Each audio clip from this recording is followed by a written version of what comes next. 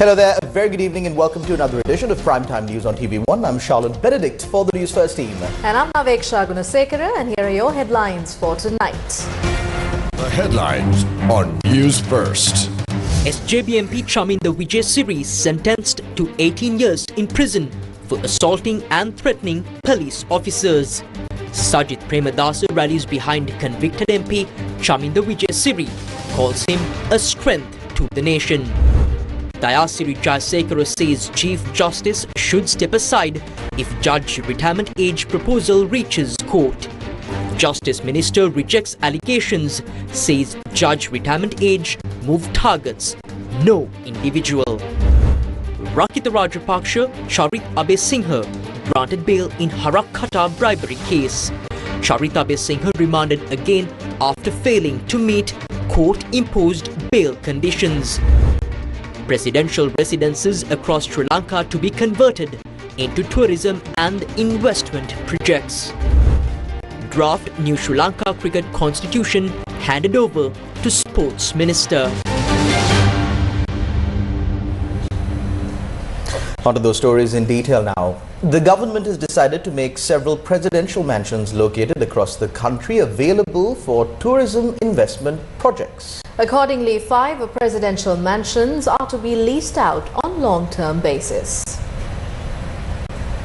Presidential mansions located in Bentota, Kataragama, Mahyanganaya, Ambalapitiya and Anuradhapura have been earmarked for long-term leases to facilitate tourism investment projects.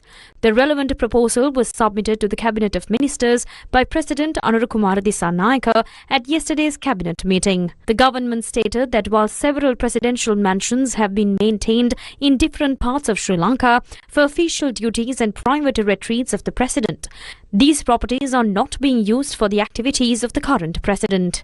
These mansions, which possess significant architectural and economic value, are equipped with modern facilities and attractive landscaped surroundings. Their maintenance, security and other operational expenses are currently funded through public money via the Presidential Secretariat. Taking these factors into consideration and based on the recommendations of a committee appointed to identify economically productive uses for these properties, the government has decided to call for proposals from investors and lease the relevant presidential mansions on a long-term basis for the implementation of tourism investment projects. Parliamentarian of the Samagi Janabalawege, Chaminda Wijesiri, has been sentenced to 1.5 years in prison after being found guilty of obstructing the path and assaulting 2 officers attached to the Police Narcotics Bureau. In addition to MP Chaminda Wijesiri, his driver Bandula Ratnayaka was also sentenced to 1.5 years in prison. However, the court was informed that Ratnayaka had passed away. Meanwhile, police officer Rasika Karunatilaka, attached to the Ministerial Security Division, was handed a 10-year suspended prison sentence. The case was taken up before Uva Province High Court Judge Jairam Trotsky. The Attorney General had filed indictments against Chaminda Wijesiri and 2 others over an incident that occurred on or around the 10th of February 2019 in Bantaravela, where they were accused of blocking a jeep carrying 2 police officers, verbally abusing them, assaulting them and issuing death threats. The charges against them included unlawful obstruction, causing hurt by assault, criminal intimidation and issuing death threats. High Court judges Jairam Trotsky found MP Chaminda Wijesiri guilty of the charges. However, he was acquitted of the charge of assaulting and causing injuries to the security officer. At the time the verdict was delivered today, opposition leader Sajith Premadasa, along with several MPs of the Samagi Janabalawege, were present at the High Court premises. Speaking on behalf of Chaminda Wijesiri, who was sentenced for assaulting and threatening 2 police officers, the opposition leader expressed the following views.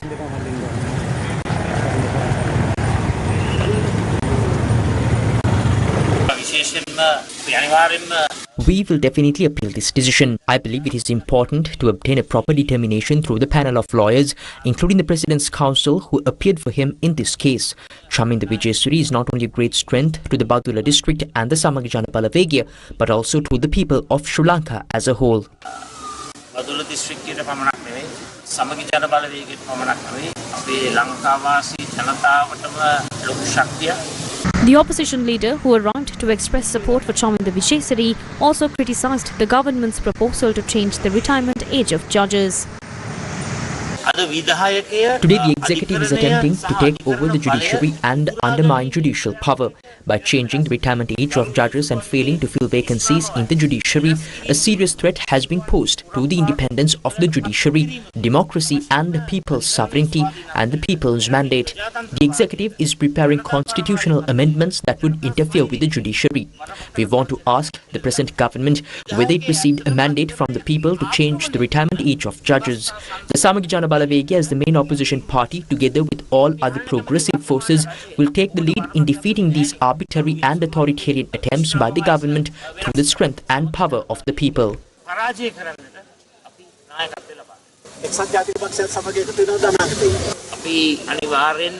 We will definitely work together with progressive forces based on policies. We will also work together with the United National Party based on principles and policies.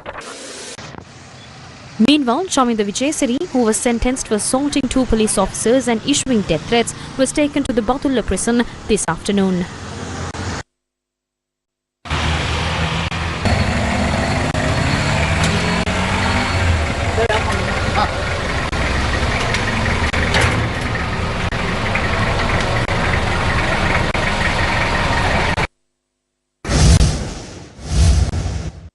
This is the view of Samagijana Wijesiri MP Dayasiri Jayasekara regarding the sentencing of Chaminda Wijesiri for obstructing, assaulting and issuing death threats to 2 police officers. Today, a 1.5-year prison sentence has been given to him. These are matters that generally go to the mediation board, as we know.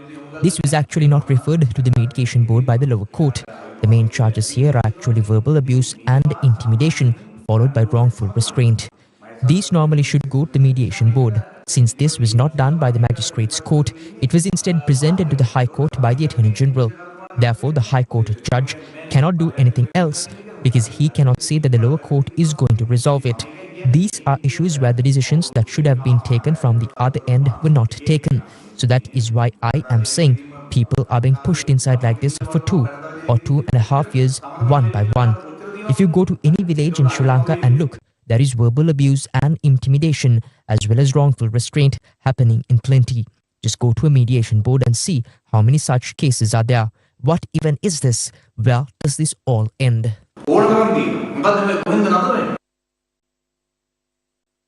Meanwhile, Dayasiri Jayasekara, speaking to the media on behalf of the People's Joint Opposition, stated that if the bill to extend the retirement age of judges is presented to court, the Chief Justice should step down.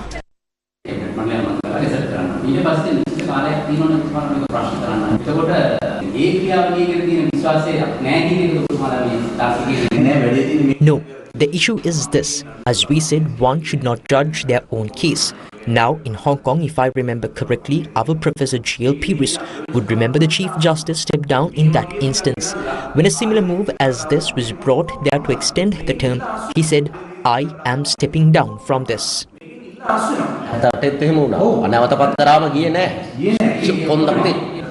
I am requesting our Chief Justice respectfully, please, you are an honorable judge. You are someone who has done a massive amount of work in this country. Please, when this is brought, you could also step down, or otherwise just step aside and not hear this case. That would actually be the best thing to do.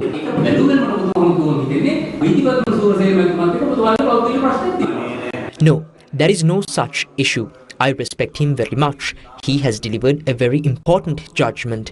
I showed it to you. I think you have all of it. I will get that judgment for you now.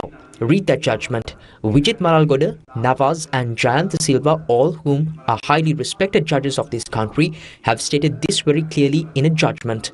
Premnath Sidolawata has also stated clearly in a judgment that one must never hear their own case. This was the situation that arose when an attempt was made to question Professor G.L. Pires, the leader of the People's Joint Opposition.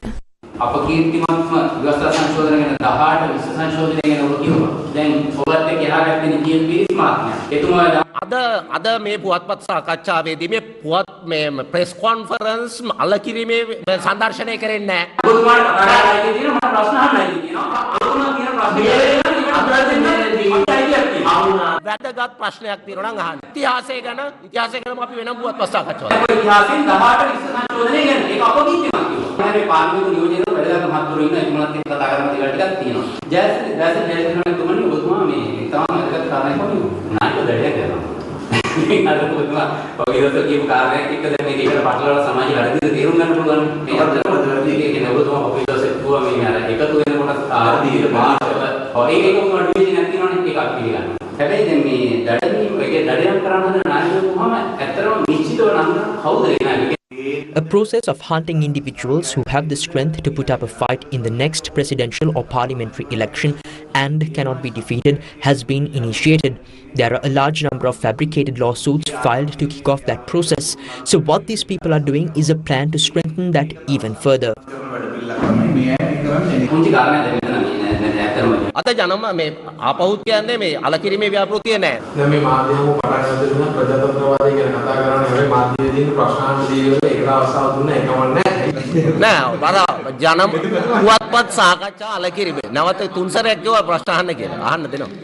ඔබතුමාගේ මේ මාධ්‍ය සාකච්ඡාව සහ මේ ඒකාබද්ධ විපක්ෂ කරන අපේ මහාචාර්යතුමා ඊළඟට අනිල් වික්‍රමසිංහ ජනාධිපතිතුමා රන්ජිත් බන්දු බණ්ඩාර මහත්තයා මහින්ද රාජපක්ෂ මහත්තයා වගේ දෙවැද්දෝ දේශපාලන දෙවැද්දෝ ඉන්නවා. මේ අයගේ වයස ගත්තාම අවුරුදු 77 79 80 82 වගේ වයසවල මේ දේශපාලන දෙවැද්දෝ විදිහට කටයුතු කරනවා. මම හිතනවා ඔබතුමාලා මේ පක්ෂ කණ්ඩායමට තුමාලාගේ සහයෝගය ගන්න සහ උපදේශකත්වයේ ගන්නේ ඔවුන්ට තියෙන පරිණත බව සහ අධ්‍යයන බහුලකම. ඇයි ශ්‍රේෂ්ඨාධිකරණය අභ්‍යාචනාධිකරණය සහ නිකුත් මිනිසුරුගේ දුර කාලය වැඩි කරලා ඒ අයගේ අත්දැකීම එයාගේ පරිණතභාවයත් එක්ක මේ රටේ ජනතාවට යුක්තිය සාධාරණත්වය ඉෂ්ට කරන්න මේ ආණ්ඩුව ගන්න වෑයමට ඔබතුමාලා හරස් වෙනවා. ඒකට පැහැදිලි උත්තරයක් තියෙනවා. ඒකට කිසි ප්‍රශ්නයක් නැහැ. දැන් මේක කරලා තියෙන අපිට ඒනේ විනිශ්චය කරනකොට පමණක් නෙමෙයි.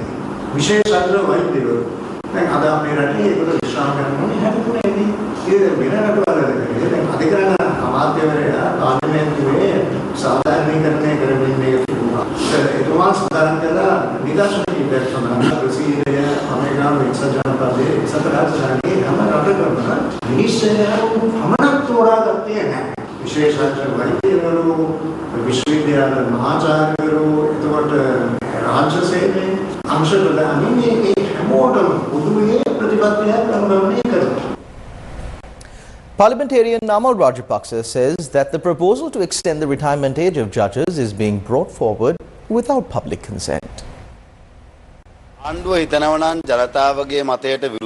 If the government thinks that by going against public opinion, the views of professionals in the country, especially the legal professionals, specifically the Bar Association of Sri Lanka, the Commonwealth Lawyers Association, the Law Asia, the honourable judges of the lower courts and the opinion of the entire populace of this country, and by bringing in constitutional amendments solely on the government's own accord to consolidate power in this country, they are mistaken. The government must also pay attention to the fate that befell the governments of the time when such incidents occurred in history. Therefore, when the government fails to fulfill its promises, it attempts to maintain its rule by force. What is the government's plan regarding the retirement age of judges? The Ministry of Justice participated in today's cabinet decisions briefing, and during the briefing the minister responded to the proposal regarding the retirement age of judges and addressed the criticisms raised over the matter. What is the cabinet decision? Official statement issued at the cabinet decisions briefing. Excerpt. In accordance with Article 146 of the Constitution, the need to increase the number of Court of Appeal judges required to exercise the appellate jurisdiction of the Court of Appeal at a regional level has been identified. The number of High Court judges must also be increased to address the large backlog of cases pending before provincial high courts with original criminal jurisdiction and civil appellate high courts without further delay. Furthermore, with the expansion of the number of courts and the establishment of regional courts of appeal, the need to increase the existing statutory retirement age of judges has been identified to ensure that these courts can benefit from the services of experienced and knowledgeable judges. Accordingly, the Cabinet approved the proposal submitted by the Minister of Justice and National Integration to instruct the legal draftsman to prepare the draft amendments to the Constitution and the Judicature Act No. 2 of 1978 with the aim aim of ensuring judicial independence and making the judicial process more efficient and systematic. End of excerpt. The fundamental issue is that in developed countries there are generally between 40 and 60 judges or even more for every 1 million people. In Sri Lanka there are only about 20 judges per million people. To be frank, the root cause of this crisis is that over the past 10 to 15 years there should have been proper forecasting and a corresponding increase in the number of judges. That did not happen, and as a result we are now facing a massive accumulation of cases. We are not increasing the retirement age only for judges of the Court of Appeal and the Supreme Court.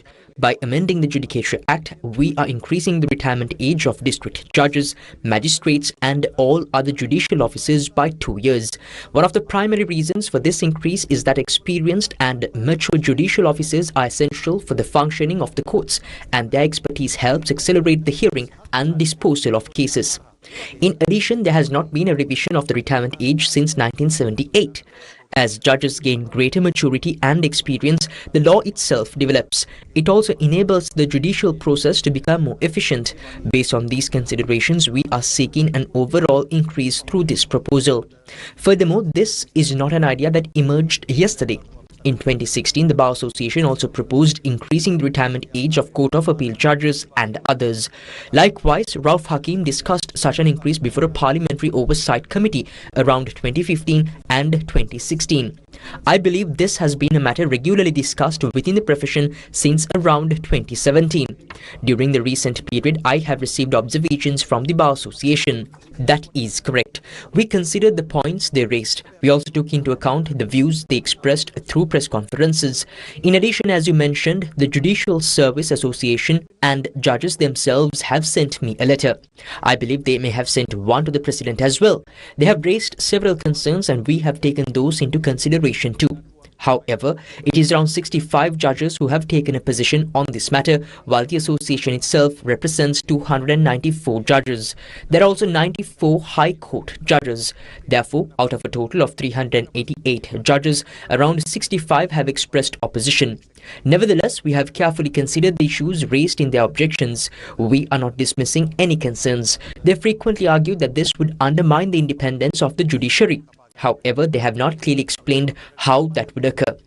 For example, if we were introducing this increase to target a specific individual, or if it applied only to the Supreme Court, then such an argument could perhaps be made. Another point relates to a question raised during this discussion. I believe it concerns the hearing of a court case. If a case is filed, some argue that the Chief Justice should have to rescue himself.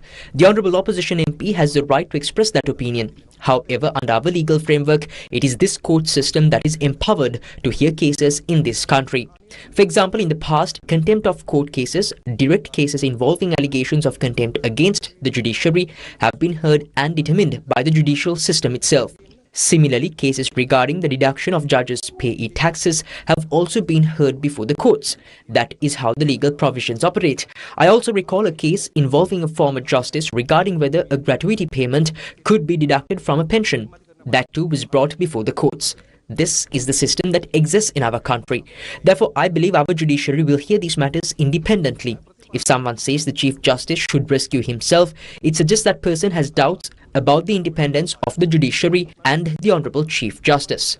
That is their opinion, and suitable responses can be given to such views. However, the fundamental point is that this is the objective behind the measures we are proposing.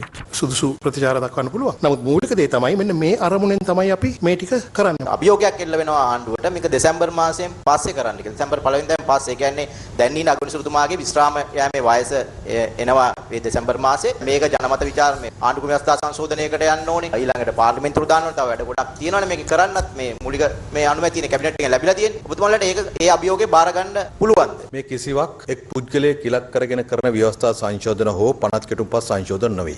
These are not constitutional amendments or amendments to legislation targeting any individual. The Constitution clearly specifies the provisions that require a referendum. Articles 1, 2, 3, 6, 7, 8, 9, 10, 11, 32 and 62(2) are among those provisions. However, nowhere in these provisions does it state that increasing the number of judges in the superior courts or increasing the retirement age of judges requires a referendum. ජනමත විචාරණයක් අවශ්‍යයි කියලා මේ වගන්තුවල කොහෙවත් සඳහන් වෙන්නේ නැහැ. ඉතින් ඒ අර ආණ්ඩුවට අභියෝගයක් එල්ල කරනවා නම් දෙසැම්බර් මාසෙන් පස්සේ මේක කරන්න පුළුවන්ද කියන එක ඒ අභියෝගේ බාර ගන්නවා. නෑ ඒක දෙසැම්බර්ද අගෝස්තුද කියන එක Whether it is December or August, if someone makes such a claim, it means they are focusing on one individual. We have introduced this amendment not targeting any individual. අපි මේ ගෙනහලා තියෙන පුද්ගලෙක් කියලා කරගෙන නොවේ. මේ දෙසැම්බර් කතාව කොහෙන්ද පුතුපාල්ල ගන්න? Where did this December issue come from? I believe this is something raised by the opposition. It indicates that they may have an issue with the current Chief Justice. Regardless of who holds the position, the judiciary will hear cases independently. It is not relevant to us who occupies that position. The current judges are required to hear cases according to the law of the country. Therefore, the individual holding that position is not an issue for us. නමුත් අර පරිණතභාවය තියාගන්න අවශ්‍ය නිසා අධ්‍යක්ෂින් බහුල කට්ටිය තියාගන්න අවශ්‍ය නැහැ කියන සංශෝධනය. Rakitha Rajapaksa, Charit Abesinghe and Varusha Hennadige Arun Sri Chaturanga were granted bail by the Colombo Chief Magistrates Court. Now, they were initially arrested and remanded over allegations that they had accepted a bribe of 120 million rupees from an organised criminal. However, former Samagi Jana Balawegaya Horan organizer Charit Abesinghe was remanded once again after failing to fulfill the bail conditions imposed by the court. Former Minister Wijedasa Rajapaksa's son Rakitha Rajapaksa, former Horana organizer of the Samgi Jana Balawegaya Charit Abesinghe and former Director of Airport and Aviation Services Sri Lanka Varusha Hennadige Aruna Sri Chaturanga had been arrested and remanded in connection with the investigation. The arrests were made of allegations that the suspects solicited a 500 million rupee bribe from Harakata's wife in exchange for providing assistance in preventing the organised crime figure from being killed, securing the removal of his detention orders, facilitating his transfer from the Busa High Security Prison to another prison, and supporting related investigations. Investigators allege that the amount was later reduced to 300 million rupees, with an advance payment of 120 million rupees allegedly being received. Colombo Chief Magistrate Asanga S. Botragama ordered each suspect to be released on cash bail of 100,000 rupees and 2 personal sureties of 1 million rupees each. The magistrate stated that the sureties must submit sworn affidavits to court confirming that they possess sufficient income or assets to cover the value of the bail amount. A foreign travel ban was also imposed on the suspects, while the case was fixed for the 8th of December for a review on the progress of the investigations. Having fulfilled the bail conditions, Rakitha Rajapaksa and Aruna Sri Chaturanga left the court premises following their release. However, Charit Abesinghe was remanded once again after being unable to satisfy the condition relating to the provision of personal sureties. Today marked the second day of the National Integrity Week. National Integrity Week, launched yesterday under the theme A Culture of Integrity, A Clean Sri Lanka, will continue until the 31st July. The main objectives of the program are to enhance the quality, efficiency and transparency of the public service while establishing an exemplary administrative structure free from corruption. As part of National Integrity Week, integrity walks were organized today across all district secretariats. The main walk commenced today near Independence Square and proceeded towards Vihara Mahadevi Park in Colombo. Secretary to the President Dr. Nandika Sanat Kumar Nayaka, Director General of the Commission to investigate allegations of bribery or corruption Rangadisa Nayaka and several other officials participated in the event. Negambo's biggest beach party return. MMR 26 Together. Organised by Maristella College All Boys Association. August 1st at Jetwing Blue. Headlining Beyond Again, the world's #1 ABBA show. Plus The Warehouse Project, C+, and more till midnight.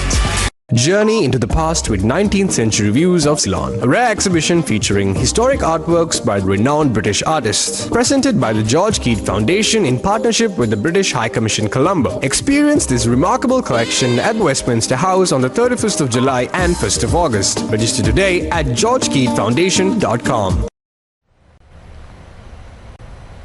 Sri Lanka has recorded an impressive improvement in global investor confidence, emerging as one of the fastest improving sovereigns in the investor relations and debt transparency. The recognition comes in the latest assessment by the Institute of International Finance, one of the world's leading associations representing global financial institutions.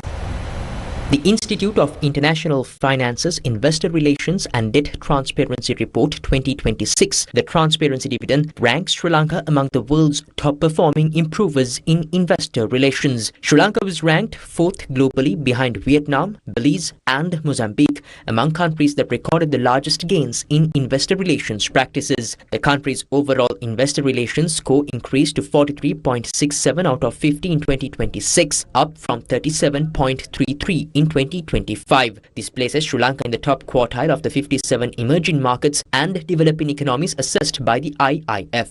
The report also highlights significant progress in debt transparency, with Sri Lanka ranked as the 5th highest improver globally. According to the IIF, the improvement reflects stronger disclosure of debt-related information, better communication with investors and greater transparency in the country's public finances.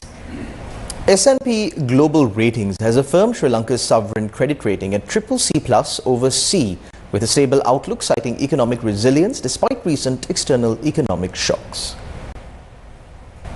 According to S&P Global Ratings, Sri Lanka's long and short-term foreign and local currency sovereign credit ratings have been affirmed at CCC+ over C, with a stable outlook, reflecting what the ratings agency described as the country's economic resilience despite recent external shocks. S&P said Sri Lanka's economic recovery has been supported by strong revenue growth and proactive government measures in response to challenges, including Cyclone Ditwa and disruptions in Middle East energy markets.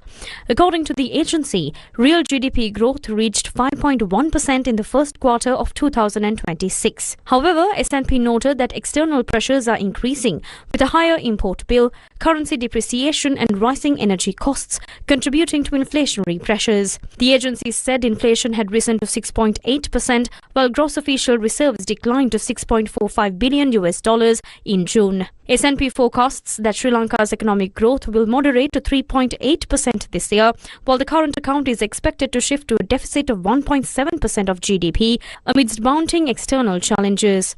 Despite these pressures, the ratings agency said the stable outlook reflects expectations that continued fiscal reforms, improved economic performance and sustained international financing support will help keep Sri Lanka's recovery and debt consolidation efforts on track.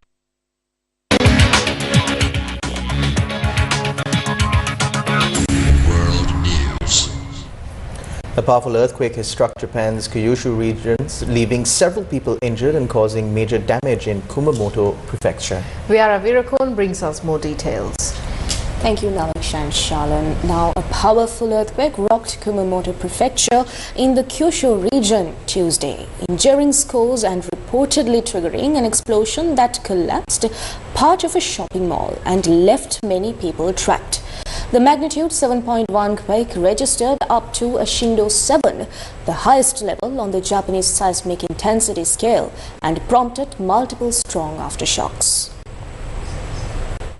Japan has lifted a tsunami alert it issued after a 7.1 magnitude earthquake hit the country's southwest today and knocked out power to thousands of households. The Japan Meteorological Agency said that the tremor at 4:27 p.m. on the island of Kyushu also measured at the highest possible level 7 on Japan's own Shindo scale of shaking. The tsunami alert was removed on the agency's website just under 2 hours after the quake. Japanese Prime Minister Sanae Takaichi said that several injuries, collapsed buildings and fires had been reported after the earthquake. No immediate abnormalities were recorded at nuclear power plants. About 45,000 households and facilities have no power in the Kumamoto region, according to local utility Kyushu Electric Power. Spain and France are bracing for new heat waves, with temperatures expected to soar past 40 degrees Celsius in some regions. French authorities ordered nearly 4,000 more people to evacuate tourist sites on the Atlantic coast today as heat threatened firefighters' fragile hold on a vast wildfire west of Bordeaux. Now, French President Emmanuel Macron has also urged fire crews to stay strong as they battle to bring a monster wildfire under control, warning that the fight will take time but vowing to win the battle together. Situation in France. Hundreds of thousands of people across France and Spain have been evacuated from their homes in recent days as wildfires across the countries have continued to blaze. Around 220,000 people have been evacuated in the French department of Gironde, authorities said earlier in the week. French Interior Minister Laurent Nunez said that another 36,000 people were evacuated from the region, with roughly 3,000 people instructed to leave their homes in the region of Var. French President Emmanuel Macron said yesterday, quote, "The situation we are dealing with today is the most severe we have ever recorded, the toughest since World War II." End quote. He added that more than 160,000 hectares have already burned and the season is far from over. Situation in Spain. The Spanish Interior Ministry said yesterday that at least 63,152 people have been forced to evacuate their homes in the country's central regions of Madrid, Toledo and Avila in Spain. The total area scorched in the Madrid region alone is around 34,000 hectares. Spanish Prime Minister Pedro Sanchez, speaking regarding the wildfires, said earlier today that Spain can quote-unquote begin to see the light at the end of the tunnel when it comes to the wildfires blazing in the country. A total of 8 major wildfires are still active in Spain, he said, offering his government's full support, empathy and understanding to those who have had to evacuate their homes or stay in under confinement orders. Around a dozen countries have provided planes, helicopters, firefighters and other assistance to both France and Spain. Approximately 2,750 firefighters, 1,500 military personnel, security forces and 18 specialized aircraft, including large-capacity retardant drop planes from France, and over 2,600 firefighters, police and emergency responders, along with at least 19 water-dropping aircraft, have been deployed to contain the blazes. In more international news, US President Donald Trump is set to host Israeli Prime Minister Benjamin Netanyahu and Ukrainian President Volodymyr Zelensky today, with wars in Iran and Ukraine at critical stages and his ties with both leaders markedly different. This would mark President Trump's first face-to-face meeting with Benjamin Netanyahu since the US and Israeli jointly launched war on Iran in February. The high-stakes sit-down comes at a politically fraught time for the Israeli Prime Minister, who is seeing support drop from both at home and in the US.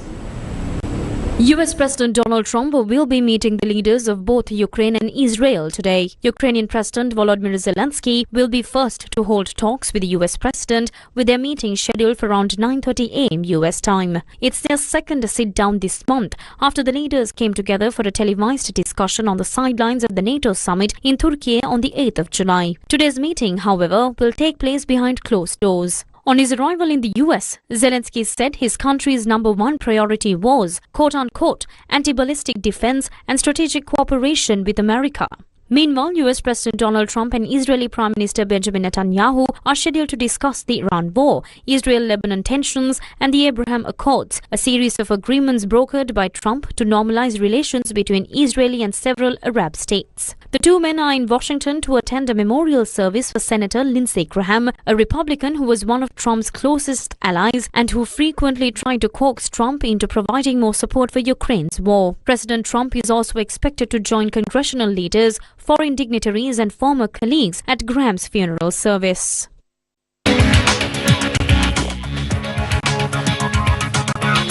World News. Weather first. Will there be an increase in rainfall from today? Let's now take a look at the weather forecast. Viara Virakon has the details. Thank you once again, Naviksha and Shalan. Now, the Department of Meteorology says that an increase in rainfall is expected in the southwestern parts of the island from today and over the next few days. Showers may occur at times in the Sabaragamu province and in Kandy and Nuwara districts. Several spells of rain are also possible in the western and northwestern provinces as well as in the Gaul and Mathura districts. Meanwhile, mainly dry weather conditions are expected to prevail in other parts of the island. According to the advisory issued by the Department of Meteorology regarding strong winds, wind speeds of around 40 to 50 kilometers per hour may occur intermittently in the northern, north-central, northwestern and central provinces, as well as in the Hambantota and in the Trincomalee districts. Weather first. The Australian government has delivered new rescue boats and disaster assessment drones to Sri Lanka. The equipment is part of a $7 million Australian dollar package to boost emergency response and disaster resilience. The Australian government has formally handed over 2 rescue inflatable boats to Sri Lanka's Disaster Management Centre with disaster assessment drones for the use of the National Building Research Institute. Provided by UN Ops, the equipment forms part of Australia's $7 million Australian dollar humanitarian and recovery package aimed at bolstering national disaster risk management. The handover ceremony was honoured by the presence of Australia's Special Envoy for Indian Ocean Affairs, Tim Watts MP, Charge ED Affairs at the Australian High Commission of Sri Lanka, Ruth Bayat, Director General of the Disaster Management Centre, Major General Sampath Kotuwegoda, Head of Support Services, UN OP, South Asia Multi-Country Office, Maki Ranko and several other dignitaries. So Australians watched the Cyclone Ditwa hit Sri Lanka with great anxiety and great compassion. We know the devastating impact that Cyclone Ditwa had. So the Australian government responded with a $7 million Australian commitment, delivered through trusted partners like UN Ops.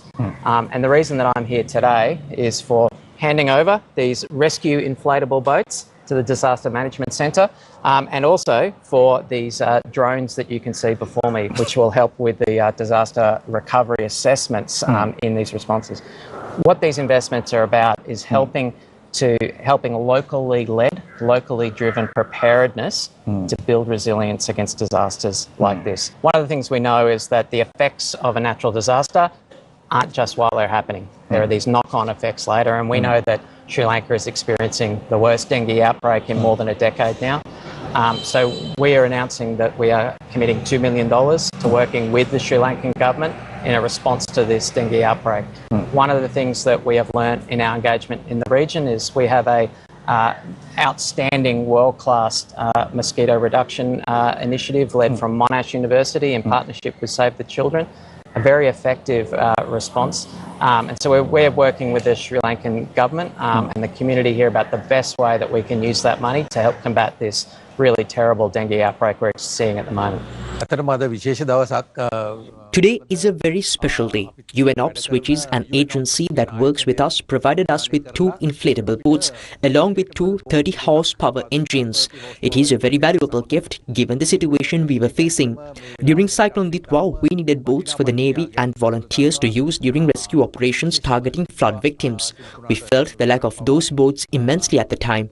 Also, 2 drones using the LIDAR technology were also provided to the NBRI today. These contributions help the DMC expand its response capacity in disaster situations. The newly acquired inflatable boats will expand the Disaster Management Centre's operational reach into communities isolated by floods and water-related emergencies, facilitating rapid evacuations, medical transport and relief delivery. Additionally, the upcoming disaster assessment drones will supply the NBRI with rapid aerial monitoring capabilities to evaluate damage to infrastructure such as roads, bridges and settlements, thereby providing situational awareness and responder safety. Sri Lanka and US Navies launched Carrot 2026 in Trincomalee to boost maritime security cooperation. The Sri Lanka Navy and the United States Navy have commenced the Cooperation of Float Readiness and Training 2026 or Carrot 2026 maritime exercise in Sampur, Trincomalee. The exercise officially began on the 27th of July with an opening ceremony held under the patronage of the Deputy Chief of Staff of the Sri Lanka Navy and Commander of the Eastern Naval Area, Rear Admiral Buddhika Lianagamage. CARAT 2026 is being conducted with the objective of strengthening maritime security cooperation and enhancing operational interoperability between the naval forces of Sri Lanka and the United States. The 5-day exercise, scheduled to run from the 27th of July to the 31st of July, brings together personnel from the Sri Lanka Navy, including Navy Marines and Naval Infantry units, the Sri Lanka Air Force, the United States Navy and the United States Marine Corps. The training program covers a broad spectrum of operational areas designed to improve joint readiness, coordination and mission effectiveness. Activities include operational synchronization, cybersecurity, diving and salvage operations, visit, boat, search and seizure procedures or VBSS, explosive ordnance disposal, maritime domain awareness and medical subject matter expert exchanges. CARAT remains one of the most significant bilateral maritime engagement programs between the United States and partner nations in the Indo-Pacific region, with the 2026 exercise further strengthening defense cooperation, operational coordination and regional maritime security partnerships between Sri Lanka and the United States. A national workshop on India-Sri Lanka relations was held in Kandy today. The Assistant High Commission of India in Kandy, in collaboration with the Postgraduate Institute of Humanities and Social Sciences and the Department of Economics and Statistics at the University of Peradeniya, hosted a one-day national workshop titled India-Sri Lanka Relations in a Changing Global Order, Economic Resilience, Political Trust and Regional Cooperation at the University of Peradeniya today. The event was attended by Deputy Minister of Industry and Entrepreneurship Development, Chaturanga Abhisinghe, alongside the Assistant High Commissioner of India in Kandy, Saranya VS. When the world is uncertain, you turn to those whom you trust. And the trust, real trust, is built over centuries, but not decades. India and Sri Lanka have that in plenty, but we must not take it for granted. In fact, we should nurture it, build on it, and use it to our mutual advantage. Discussions centered on navigating shifting geopolitical landscapes, reinforcing trade frameworks, and deepening institutional collaboration between the two neighboring nations. The launch of a guidebook titled The Handbook on Responsive Parenting for Mother Support Groups took place in Colombo.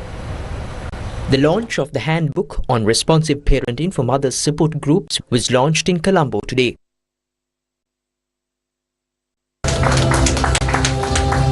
Speaking at the event, Dr. Selagunawardena, Director General of Health Services of the Health Ministry, emphasized the importance on responsive parenting as a national development priority. A society that invests in nurturing care during early childhood is investing in healthier citizens, improved educational achievement, greater productivity and stronger communities. The role of the state is not to replace parents or prescribe single model family life. Our responsibility is to create an enabling environment in which families have access to reliable information, supportive services, and appropriate assistance.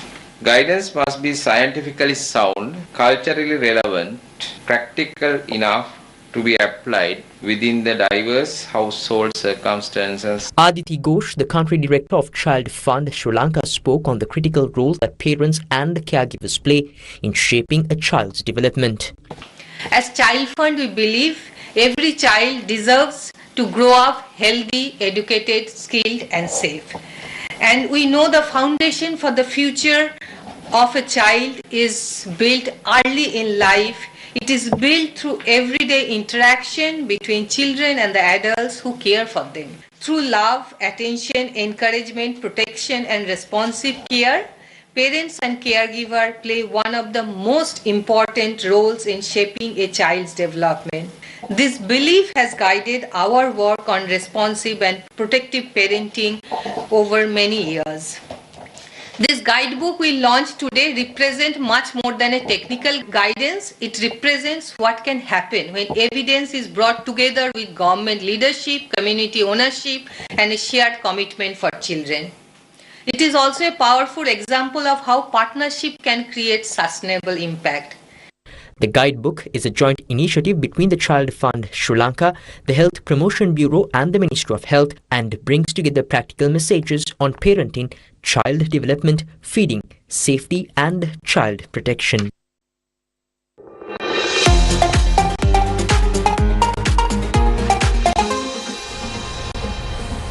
Sri Lanka Cricket's reform agenda gathered further momentum as Sri Lanka Cricket Transformation Committee reported the handing over of the draft constitution to the Sports Minister. The developments came on a successful day for Sri Lankan cricket as the national women's team secured a convincing 8-wicket victory over Pakistan women in Hambantota. Krishan Devasagayam tells us more. Thank you, Naviksha and Charlotte. Well, tonight on Sports News, we mainly focus on cricket and we start off with a headline-making story. Sri Lanka Cricket's reform agenda has taken a step forward with the Sri Lanka Cricket Transformation Committee briefing President Anurakumara Dissanayake on a proposed new constitution and the future direction of the sports governance and development. Now, speaking after the meeting, Chairman of the SLC Transformation Committee, Iran Vikramaratne, said that the committee provided the President with a comprehensive update on both cricketing and governance reforms which are currently under consideration. The committee also noted that the draft cricket constitution was handed over to the Sports Minister. The meeting with the President was, we gave him an update of what we as a transformation committee thinking. We gave him an update on the cricket side of what has been undertaken and where we think that the road is for the future. Then we gave him an update also on the governance side, and we said that we are going to bring in the new constitution. We have drafted it and we are going to hand it to them. Because, as you know, if you are bringing a piece of legislation into Parliament, there are only two routes. One is it can be given to government and government can bring it. The other route is it has to be a private member's bill. Those are the only two routes in which how you pass a law in the country, in the parliamentary system. So we are giving it to government so that government can bring it in and then a new law, a new constitution is actually adopted. So we briefed him basically on that as well. So the meeting yesterday was really about that. Meanwhile, Sri Lanka's women secured the 3-match ODI series against Pakistan women with a convincing 8-wicket victory in the third and final ODI in Hambantota. The win gave Sri Lanka a 2-1 series triumph after Pakistan had levelled the contest in the previous match. After winning the toss and electing to field first, Sri Lanka produced a disciplined bowling performance to dismiss Pakistan for 187 runs in 40 overs. Sri Lanka's bowlers shared the wickets, with captain Chamari Atapattu delivering a match-winning spell of 3 for 27. Kavisha Dilhari also claimed 3 for 27, while Chetana Vimukti picked up 3 for 36 as the hosts prevented Pakistan from building a substantial total. In reply, Sri Lanka comfortably chased down the target, reaching 191 for 2 in just 37.2 overs. Atapattu once again led from the front, smashing 52 off 38 balls, including 7 fours and 2 sixes, before Harshita Samaravikrama anchored the innings with an unbeaten 71. Hasini Pereira provided excellent support with an unbeaten half-century, scoring 50 as the pair guided Sri Lanka home with ease. And that's a wrap of Primetime News on TV1 for tonight. Thank you for watching. Good night.